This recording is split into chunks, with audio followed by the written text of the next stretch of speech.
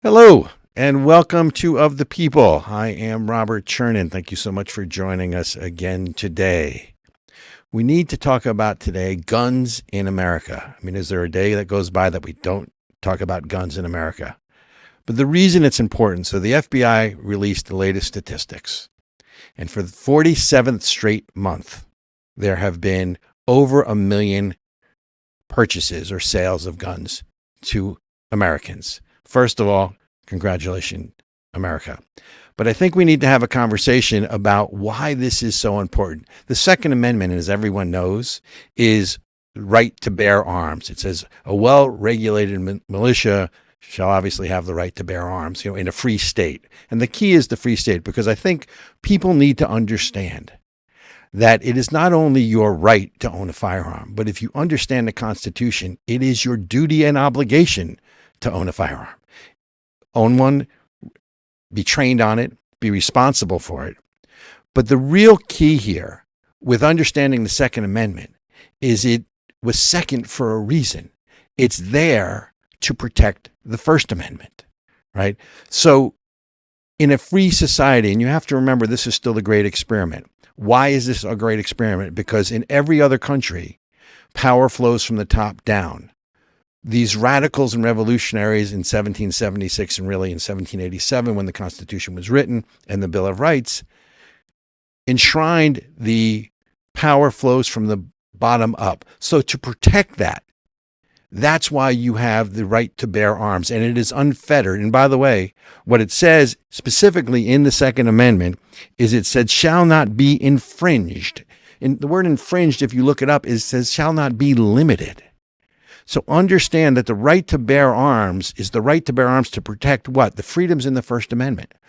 Freedom of speech, freedom of religion, freedom of assembly, freedom of the press, right? 4 or 5 references, either directly or indirectly, to the freedoms that is referenced in the Second Amendment as a free state.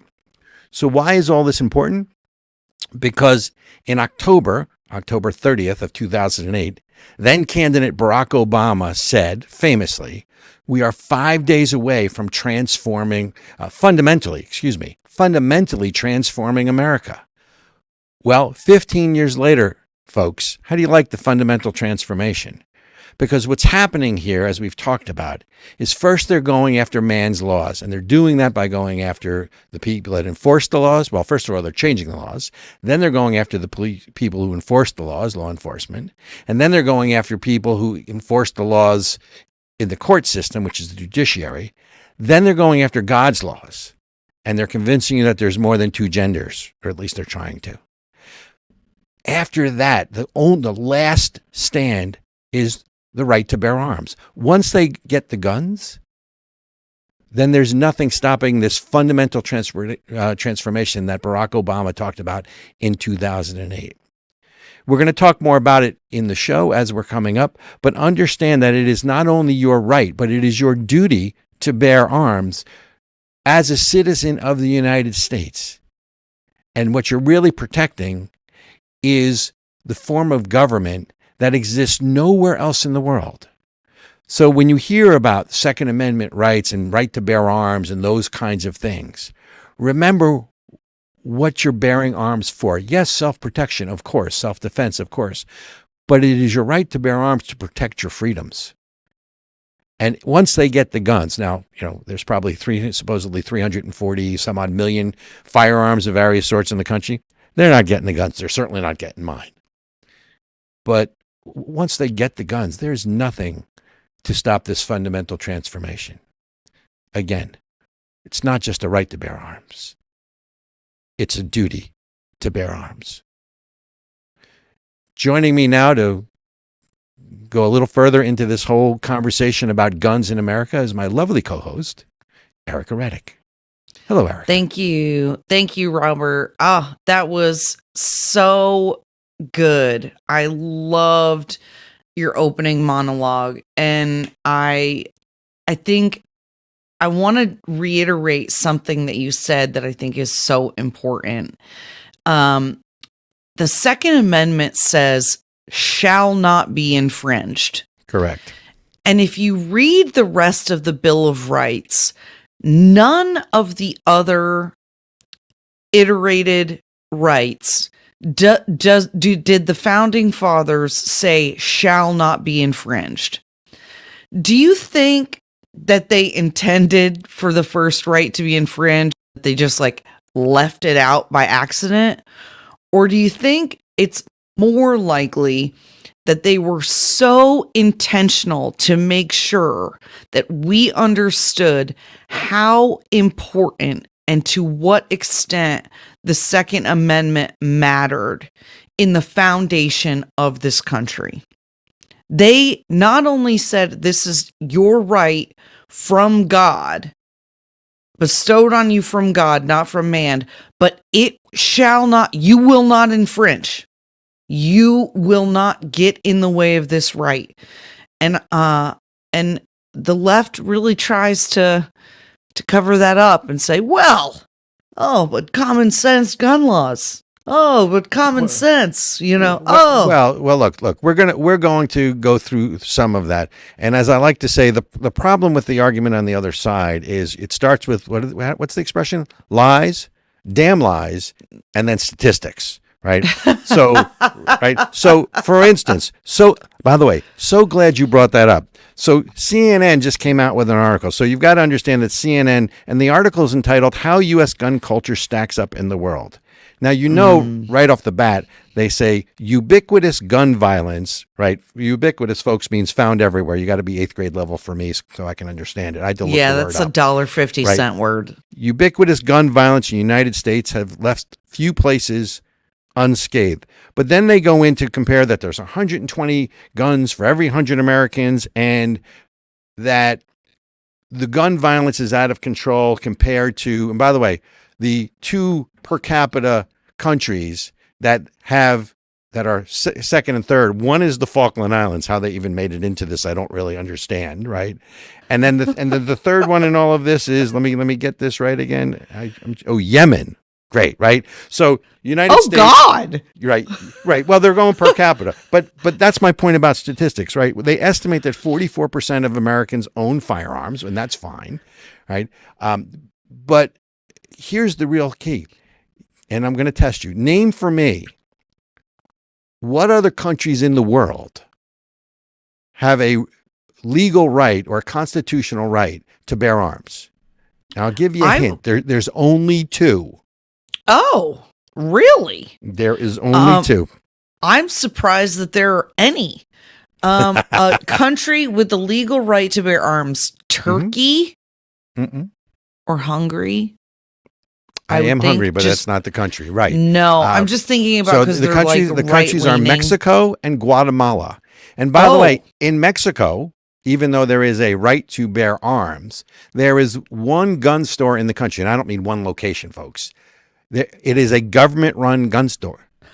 So you have to buy it from the government. So again, you get this sort of, tin pot dictator stuff where you can buy arms, but only if we let you, and only in certain situations. By a government that is run by and corrupted by the drug cartels and human traffickers and whatever. Right. But okay.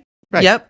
So they go through all these statistics, and you'll love this one, right? So they quote different studies, and again, it depends on what you are talking about. But they then go in and they say the rate in the U.S. is 8 times greater than Canada, which has the 7th highest rate of gun ownership, 22 times higher than in the European Union, and 23 times higher than Australia, according to the Institute for Health Metrics and Evaluation Data 2019. And they throw all this data at you, and in the hopes of getting back to your original point about shall not be infringed.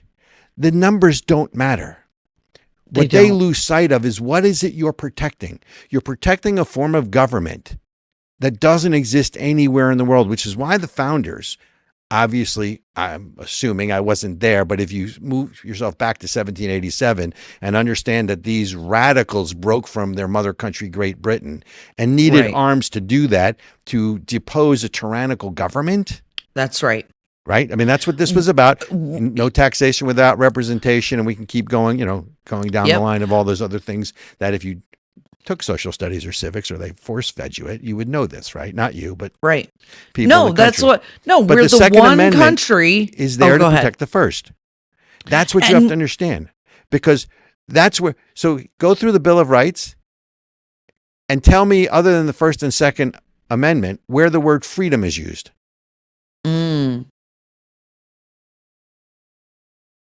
Oh, interesting. So freedom is referenced 5 times, either directly or indirectly, in the First Amendment, the Bill, the Bill of Rights, right? Yep. Now, Freedom of Second Amendment, association, it freedom says, of speech, freedom of all of the, basically, freedom of assembly, our freedom rights of the press, are enumerated. and freedom to petition the government without threat of harm. That's right. Right? Those are the 5 freedoms that are enumerated in the First Amendment. Yep. Right? The Bill of Rights. The Second Amendment says a well-regulated militia, right? And let me give you the exact wording, even though I should have this committed to memory. A well-regulated militia being necessary to the security of a free state, right? So there's the connection between the First Amendment and the Second. The right of the people to keep and bear arms shall not be infringed. So take the word infringed and say shall not be limited. What's right? Where's the problem with that? The interpretation. I mean, I don't have a problem with that. What do you mean? I wasn't saying you have a problem with that, but I mean, the arguments we get into, because what we really need to get into. No, they try to, the arguments that they have for it is the punctuation.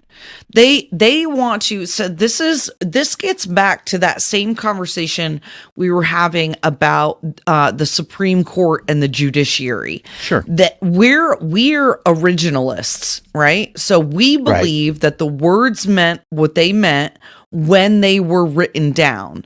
And so when the Second Amendment was written, well regulated just meant that you were trained, like you said, there's a duty and a responsibility that they were saying, well regulated. We want everyone to have them. The right of the militia, when asked, who was it? The founding father enumerated when asked, oh my God. Which founding father is this? Are we drawing a blank? God. Come on. Yes. Madison, when he was asked, who is the militia? He said, everyone in the country is the militia. They were very clear that they meant everyone should have a gun in the country. Know how to use it and be responsible with it. Exactly. And because we were the first country, we were the first people to fight off an imperialist nation to defend our own freedoms against an imperial country, to then become anyway, I'm sorry, I interrupted. You're going somewhere. Ooh, I love this topic, I know, Robert. I'm going to try to rein it in. I'm going to try to rein it in. Come on, bring it back, please. So the first issue is they try to, I would say, not confuse the issue, but they try to distract by citing all these statistics. And as we've learned, I mean, there's sort of, you can get designer statistics, right? I mean, it's like sneakers. There used to be 3 types of sneakers. Now there's 1,000 types, and with arches, with right. So you can select your news source to get the statistics or the studies that you want that confirm your bias already. Correct. So statistics are not going to carry the day. I would argue that if only 44% of Americans own firearms, we need to get the other 56% to own firearms.